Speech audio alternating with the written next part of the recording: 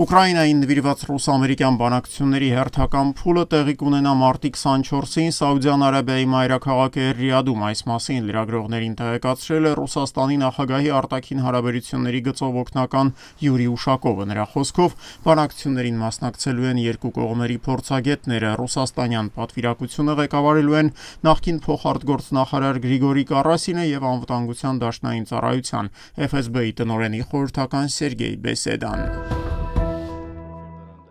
Իրանի իշխանությունները դեռ ուսումնասիրում են ԱՄՆ նախագահ Դոնալդ Թրամփի նամակն այսօր հայտարարել է Իսլամական Հանրապետության արտգործնախարար Աբբաս Արաղչին։ Նրա խոսքով իրանական կողմը կդիտարկի Թրամփի նամակում առկա թե հնարավորությունները եւ թե սպառնալիքները։ Թրամփի ուղերձն իրականում առավելապես սպառնալիքի տարրեր ունի, սակայն դրանում նաեւ հնարավորություններ ստեղծելու պնդումներ կան։ Մենք այժմ համակողմանիորեն ուսումնասիրում ենք նամակը եւ կպատասխանենք դրանում տեղ գտած բոլոր դրույթներին, նշել է Իրանի դիվանագիտության ղեկավարը։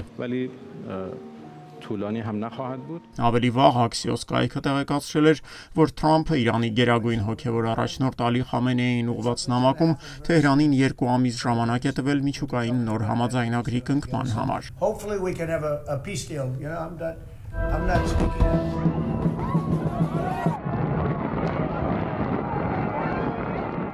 Այսօր բախումներ են տեղի ունեցել Երուսաղեմում Իսրայելի վարչապետ Բենյամին Նեթանյահուի տան հարևանությամբ։ Այստեղ էին հավաքվել հարյուրավոր ցուցարարներ, որոնք պահանջում էին դադարեցնել Գազայում վերսկսված ռազմական գործողությունը եւ ակտիվ քայլեր ձեռնարկել Համասի ձեռքում գտնվող իսրայելցի պատանդներին ազատ արձակելու ուղղությամբ։ Վերջին տեղեկությունների համաձայն այս պահին Համասի ձեռքում են գտնվում առնվազն 24 իսրայելցի պատանդներ։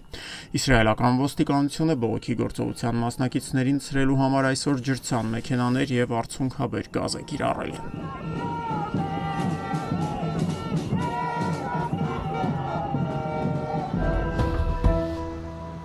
Ռուսաստանի նախագահ Վլադիմիր Պուտինը նամակ է ուղարկել Սիրիայի ժամանակավոր ղեկավար Ահմեդ Ալ-Շարային։ Այս մասին հայտարարել է Կրեմլի խոսնակ Դմիտրի Պեսկովը։ Նրա խոսքով այդ ուղերձում Պուտինն իր աջակցությունն է հայտնել մեջբերում Սիրիայում իրադրության շուտափույթ կայունացմանը, երկրի ինքնիշխանության, անկախության, միասնության եւ տարածքային ամբողջականության պաշտպանությանն ուղղված Ալ-Շարայի ջանքերին։ Դիմելով Սիրիայի ժամանակավոր նախագահին, Պուտինը նաեւ վերահաստատել է Սիրիայի հետ երկկողմորակարգի բոլոր հարցերի շուրջ պրակտիկ համագործակցությունը զարգացնելու Մոսկվայի պատրաստակամությունը։ Ռուսաստանի նախագահն իր սիրիացի պաշտոնակցին է դիմել Ալավի փոքրամասնության ներկայացուցիչների զանգվածային սպանություններից ուղիղ 2 շաբաթ անց։